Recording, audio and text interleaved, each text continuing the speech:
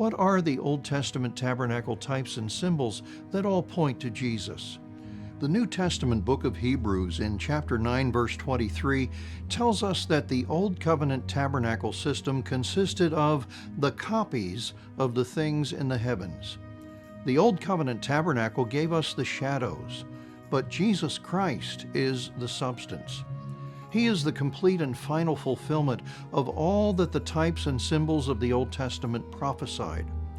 God, who at various times and in various ways spoke in times past to the fathers by the prophets, has in these last days spoken to us by His Son, Jesus Christ, when He had by Himself purged our sins, sat down at the right hand of the Majesty on high.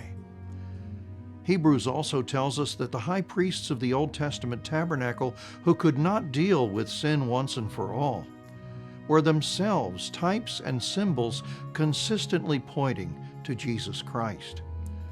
He would come as the great high priest who would by Himself purge our sins once and forever. He alone would accomplish it, because He alone was qualified to do it. Seeing then that we have a great high priest who has passed through the heavens, Jesus the Son of God, let us hold fast our confession.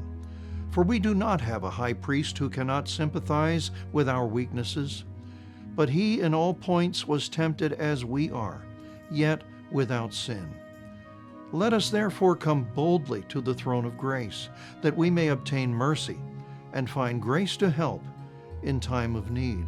And so at the beginning of Hebrews chapter 12, we find this great exhortation: looking unto Jesus, the author and finisher, or more literally, the originator and perfecter of our faith, who for the joy that was set before Him endured the cross, despising the shame, and has sat down at the right hand of the throne of God.